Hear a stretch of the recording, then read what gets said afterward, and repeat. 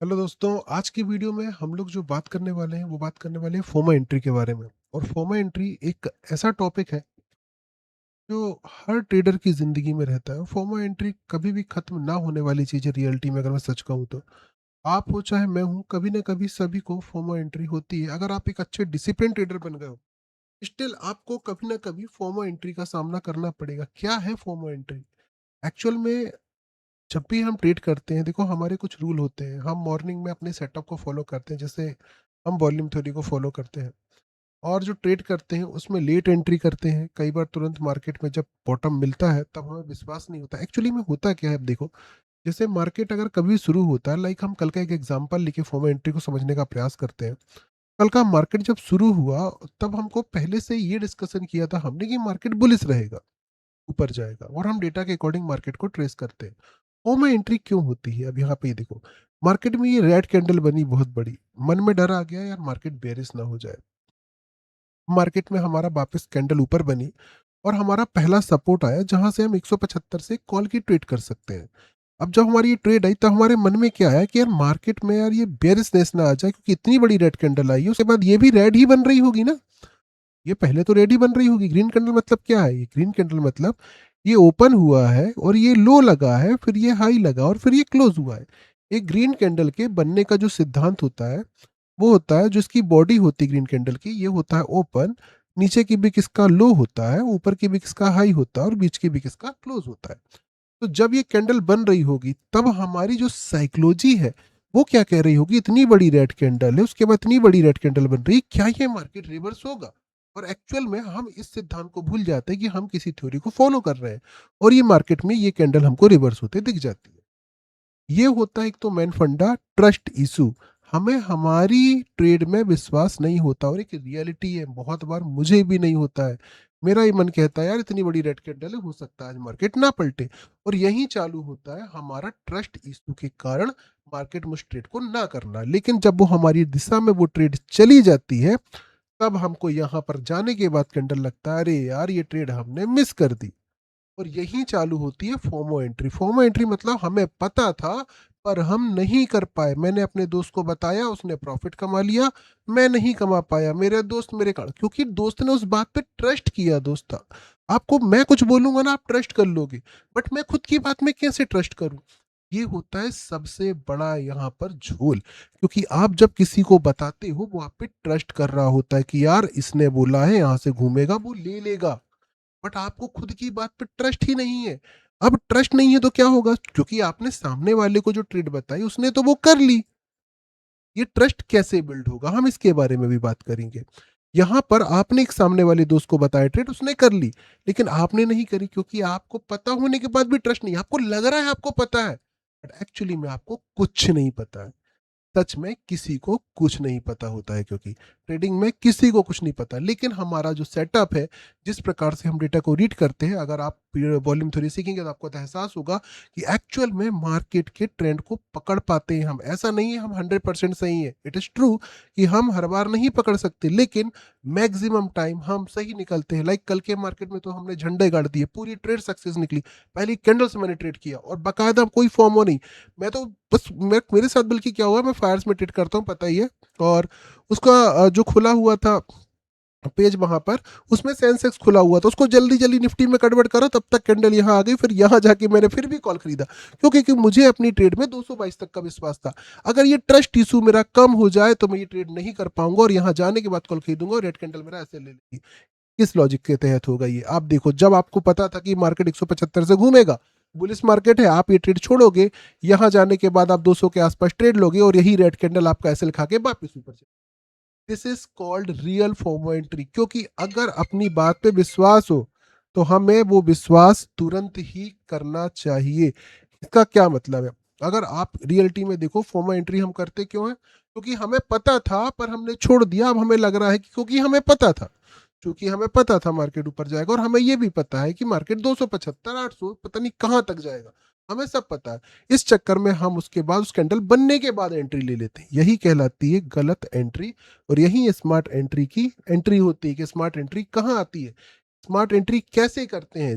देखिए, सबसे बड़ी बात तो आप हो सकता है आप भी बैक टेस्टिंग करते हो, लेकिन बैक टेस्टिंग आपकी साइकोलॉजी को तभी सही कर सकती है जब उसको आप रोज करें, क्योंकि रोज जब आप बैक टेस्टिंग करते हो तो आपको उस चार्ट पे बिलीव होना चालू होता है। बिलीव होना चालू होता है तो आप उस पे सही जगह पर ट्रेड करना चालू करते हैं।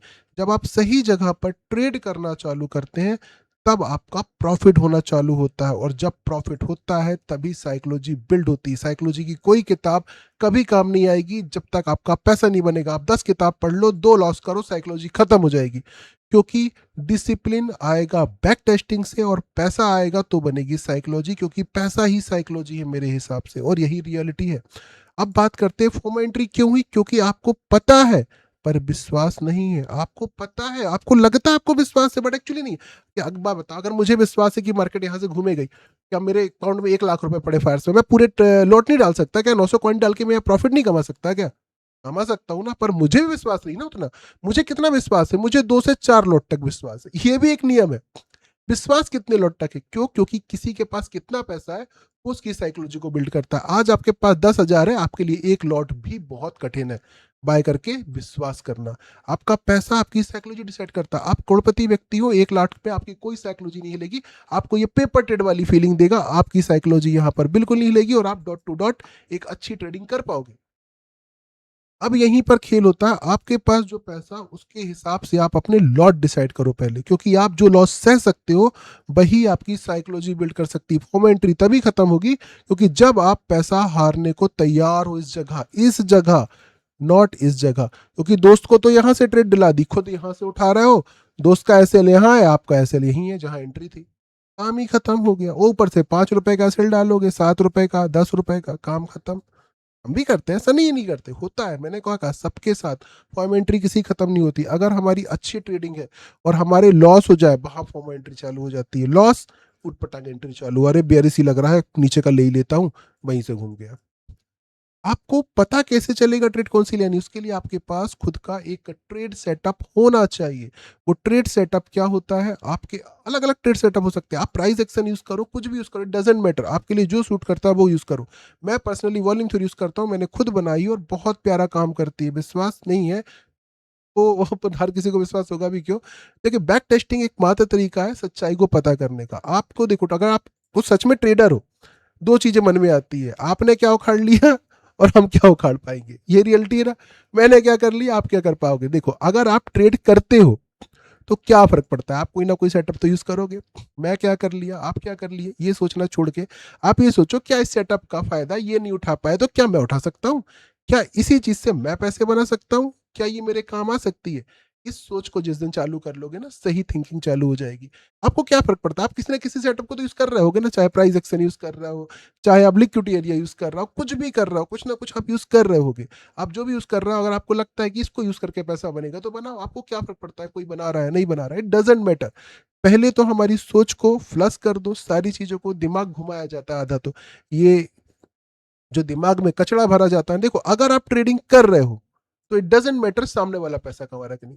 ये बताओ कि आप कमा पा रहे हो कि नहीं। आप नहीं कमा पा रहे हो आज, नहीं तो कल आप भी ट्रेडिंग छोड़ दोगे, इट डजेंट मैटर। तो आपकी वहां पर सबसे इंपॉर्टेंट बात आती है, फोमो एंट्री के लिए सबसे अच्छा जो होता है, पहले सेटअप पे विश्वास करना पड़ेगा और उतने लॉट से ट्रेड करना पड़ेगा कि वो विश्वास कायम रहे। याद रखना, ये लाइन बहुत इंपॉर्टेंट है। लॉट वो होगा जिसमें विश्वास कायम रहे, क्योंकि अगर मैं यहाँ पर ट्रेड करके ये सोचूंगी मेरे 1,000 का लॉस होगा और इट इज एक्सेप्टेबल कि मैं ये बहन कर सकता हूँ, तो मेरी यहाँ पर साइकोलॉजी और विश्वास कम नहीं होगा। यही अगर मैं 100 लॉट डाल दूं और मुझे पता चले कि मेरा लॉस 1-2 लाख का होने वाला, मेरी साइकोलॉजी का सारा खत्म हो जाएगा, कब खत्म हो जाएगा मैं भी नहीं सोच सकता। ये 1,000 लॉट और 1 लॉट में अंतर है, 100 लॉट में अंतर है। साइकोलॉजिकल अंतर आया, विश्वास खत्म, ये ट्रेड यहां से ना होके यहां से होगी, लॉस होगा, लॉस ही होगा, कुछ नहीं हो सकता। कॉमेंट्री क्यों है? क्योंकि आपके लॉट साइज आपके अकॉर्डिंग गलत है।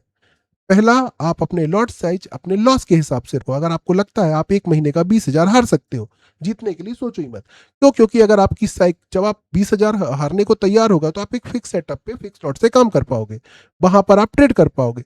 फिर मार्केट कितने दिन हराएगा? इतना घटिया सेटअप है तो सेटअप ही छोड़ दो ना फिर।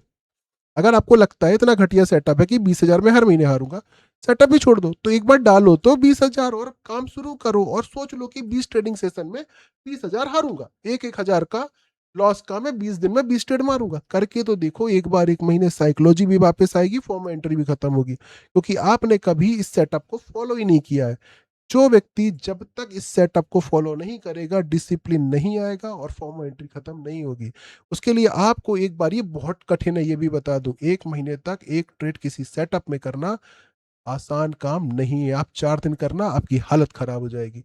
आपको पता है 20,000 हारने को रखे हैं, लेकिन आप फिर भी 20,000 एक दिन में निपटा दोगे, जबकि 20,000 में 20 दिन ट्रेड की जा सकती है, लेकिन आप एक दिन में निपटा दोगे, क्योंकि ये बहुत कठिन काम है। और जो इस कठिन काम को कर गया, वो ट्रेडिंग में ऑटोमेटिक साइकोलॉजी डेवलप कर गया। याद रखना, ये काम बहुत कठिन है।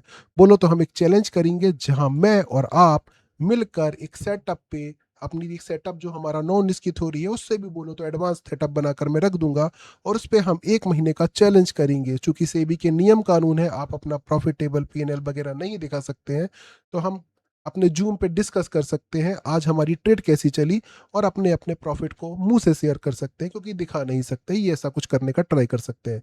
तो आप बताइएगा फोमो एंट्री क्यों हो रही। मैंने बहुत अच्छे से कोशिश की समझाने की, बंद करना है फोमो एंट्री।